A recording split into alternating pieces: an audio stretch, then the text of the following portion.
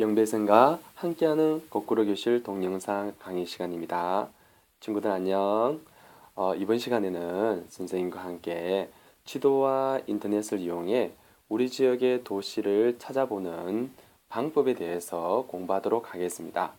이 방법을 익히고 난 다음 내일 사회과 시간에는 우리가 실제 우리 부산 지역의 도시를 찾아보고 또한 이것을 소개하는 시간을 갖도록 하겠습니다. 동영상 강의를 듣기 이전에 우리 친구들이 강의 노트 준비하셨나요? 네, 이 강의 노트에는 이 영상 강의를 보면서 알게 된 점이나 혹은 궁금한 점, 그리고 더 알고 싶은 내용을 분류하여, 아주 구분하여 간략히 정리하는 것입니다. 자, 그럼 선생님과 함께 들어가 볼까요? 자, 세연이네 모든 친구들은 우리 지역에 어떤 도시들이 더 있는지 알아보기로 하였답니다. 우리 지역의 도시를 찾아볼 수 있는 방법에는 무엇이 있을까요? 네, 주변의 어른들에게 질문을 하거나 또한 지도를 보는 방법이 있겠죠. 지도로 하면은 대표적인 게 여러분이 들고 있는 사회과 부도가 있을 거예요. 또한 인터넷을 이용해서 또한 우리 지역의 도시를 찾아볼 수도 있겠지만 중요한 것은 어떤 것이 도시인지 그렇지 않은지를 구분할 줄도 알아야 되겠죠. 네, 오른쪽으로 한번 봅시다. 오른쪽에 보이는 것은 지형도입니다. 지형도라는 것은 강, 평야, 하천 등의 지형적인 요소와 교통망, 취락, 도시나 농촌 등의 인문적인 요소를 모두 나타낸 지도입니다. 다음 지도를 살펴보면요. 서울특별시 주변에 지역들, 도시들이 나타나 있는데 살펴보는 바와 같이 서울특별시 주변에 보면은 이것을 나타내는 경계선도 있고요. 또 소재지도 있고요. 그리고 이처럼 시청, 그러니까 파주라든지 뭐 고양이라든지 안산이라든지 뭐 성남이라든지 보면요. 시청 소재지들도 있습니다. 그리고 더 밑에 내려가면요. 군청 소재지와 읍면 소재도 있겠는데요. 자, 이처럼 지형도를 통해서 우리는 지형적인 요소와 교통망, 취락 등의 인문적인 요소를 확인할 수가 있습니다. 자, 다음 보이는 지도는 인구 분포도입니다. 인구 분포도라는 것은 일정 지역에 흩어져 살고 있는 인구수를 나타낸 지도인데요. 다음 인구 분포도는 서울 주변에 흩어져 살고 있는 인구수를 나타낸 지도입니다. 그런데 여기서요, 인구 분포도를 또는 인구수를 무엇으로 나타내었나요? 자, 자세히 보세요. 무엇으로 나타내었나요? 네, 바로 그 원의 크기, 그렇죠? 원의 크기와 그리고요, 원의 색깔이 다르죠? 맞습니다. 원의 색깔에 따라서 인구수를 나타내었답니다. 자, 그럼 60만 명 이상의 인구가 살고 있는 도시는 어디일까요? 60만 명 이상이라고 하면은 그렇죠? 네, 빨간색이 되겠습니다. 빨간색 되면요, 첫 번째 서울, 남양주, 고양, 부천, 안산, 수원, 안양, 용인, 성남 등이 있겠습니다. 자, 그 밑에는요, 파란색 같은 경우에는요, 30만 명에서 60만 명. 그리고 초록색은요, 30만 명 미만의 인구가 살고 있는 도시를 나타내고 있습니다. 자, 다음 보이는 지도는요, 교통도입니다. 교통도라는 것은 도로, 철도 등 일정 지역의 교통 발달 정도를 나타낸 지도인데요.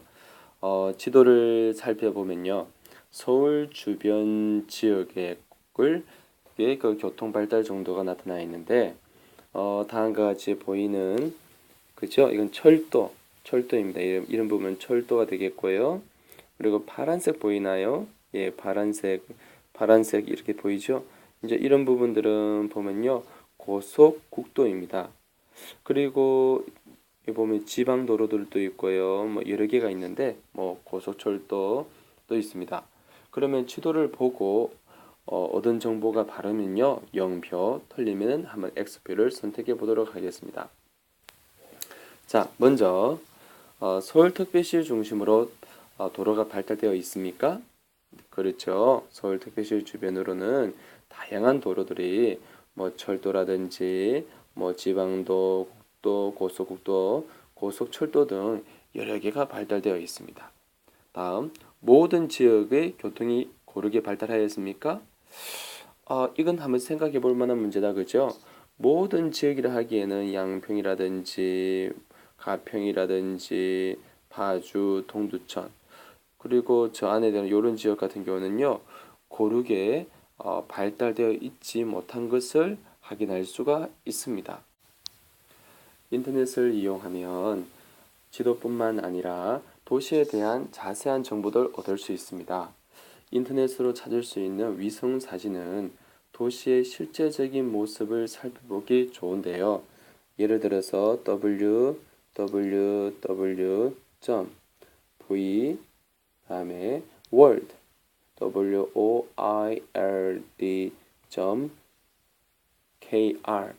예. 이와 같은 것은 이 인터넷 사이트로 들어가 보면요.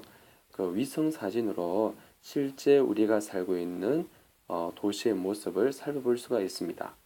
도시의 실제 모습을 담은 다양한 사진 자료와 그 정보는 도시를 이해하는 데 큰 도움이 된답니다.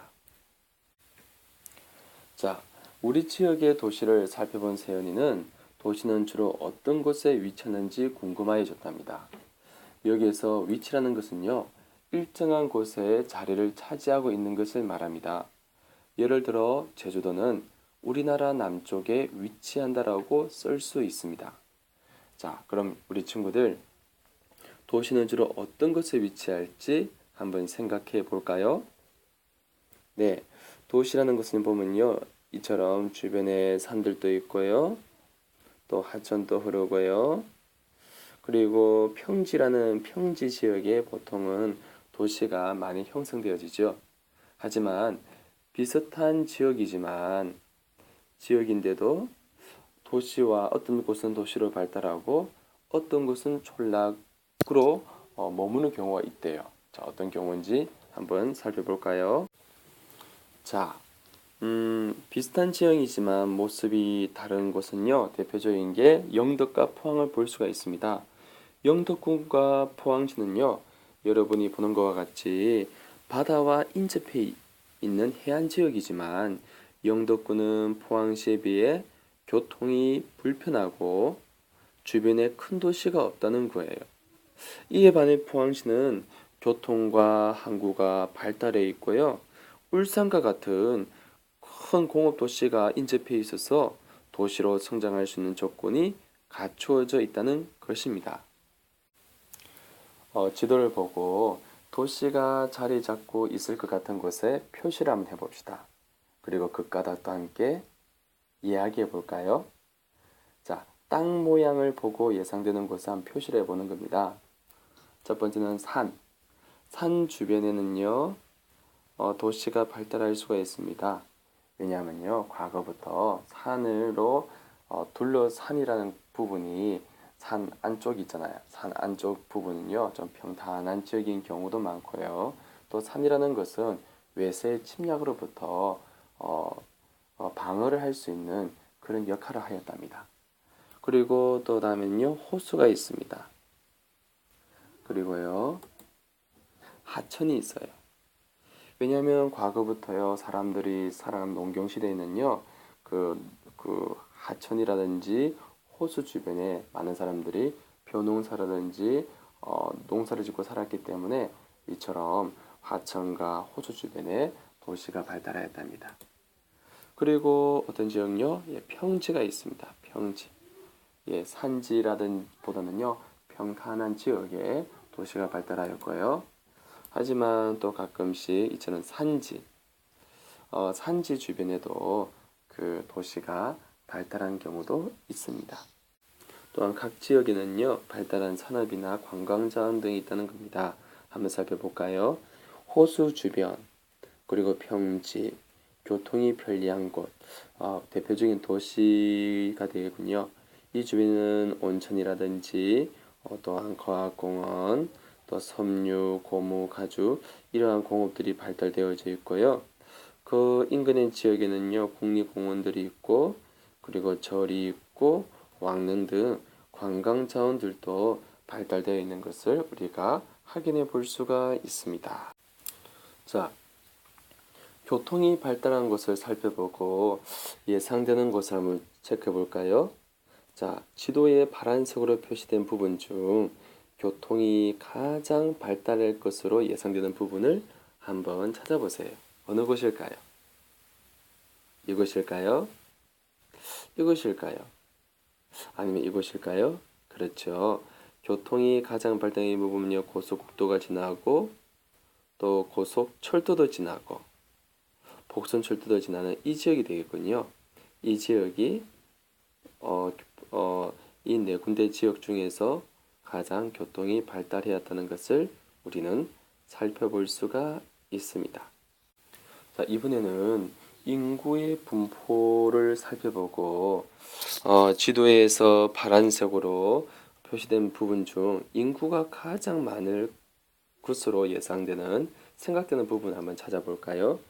이쪽 부분일까요? 점 한 개당 1000명입니다. 하나, 둘, 셋, 넷, 다섯, 여섯, 일곱, 여덟, 아홉, 열, 열하나, 열둘. 12,000명 적네요. 이쪽 부분일까요? 이쪽 부분일까요? 이쪽이죠? 야, 이쪽이 보았지만 가장 인구가 많을 것으로 예상되는 부분이라는 겁니다. 도시가 가장 많이 발달되었겠죠?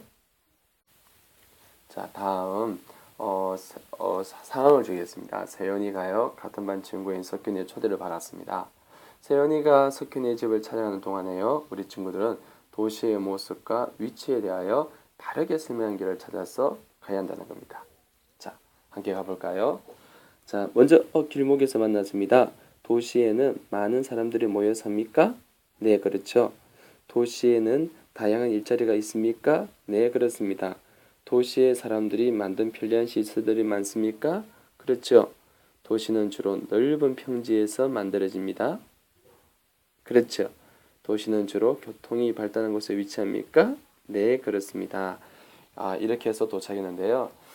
하지만 우리 친구들이 보는 것처럼 도시에는 많은 사람들이 모여 살기 때문에요. 매연이 또 발생하고요. 또 높은 고층 건물들도 많고요. 그리고 뭐예요? 교통도 복잡하고요. 그리고 땅도 많이 복잡하죠. 그리고 뭔가 수질 오염이라든지 쓰레기 오염 등 다양한 문제점들도 갖고 있다는 겁니다. 이 내용은요, 뒤에 가서 우리가 함께 다뤄보도록 하겠습니다. 자, 그럼 우리 친구들이 도시의 모습과 위치에 대해서 얼마만큼 공부를 잘했는지 선생님이 문제를 한번 내어보겠습니다. 우리 지역의 도시를 찾는 방법으로 적절한 것을 2개 고르세요. 자, 버스를 타고 최대한 멀리까지 직접 가본다. 2. 우리 동네에서 가장 높은 산에 올라가 내려다본다. 3. 우리 지역에 나타나 있는 지형도와 인구 분포들을 찾아본다. 4. 우리 동네에서 가장 나이가 많은 어른들을 찾아가 여쭤본다. 5. 인터넷으로 우리 지역의 이름을 검색하여 지도와 관련된 기사를 찾아본다. 어떤 것이 있을까요? 그렇죠? 3번과 5번이 되겠습니다. 다음 지도에 나타난 지역의 도시에 대해서 알 수 있는 것은 무엇입니까? 위치를 알 수 있다. 인구수를 알 수 있다. 철도 교통을 알 수 있다. 도로 교통을 알 수 있다. 관광 자원을 알 수 있다. 어떤 걸 알 수 있나요? 그렇죠. 관광 자원을 알 수가 있습니다. 다음 지도를 보고 도시가 위치할 것 같은 곳과 그렇게 생각한 이유를 가장 적절하게 설명하고 있는 사람은 누구인지 찾아보세요.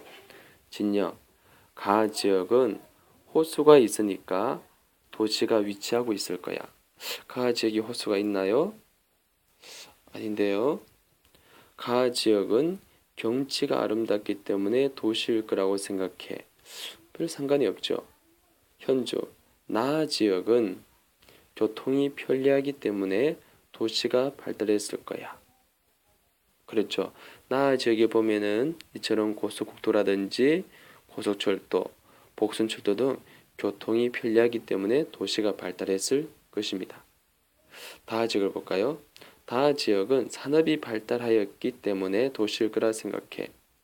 산업이 발달하기에는 교통이 편리하지가 않다, 그죠? 그죠? 그리고 다하 지역은 땅이 대부분 평평하니까 도시가 위치할 수 있을 거야.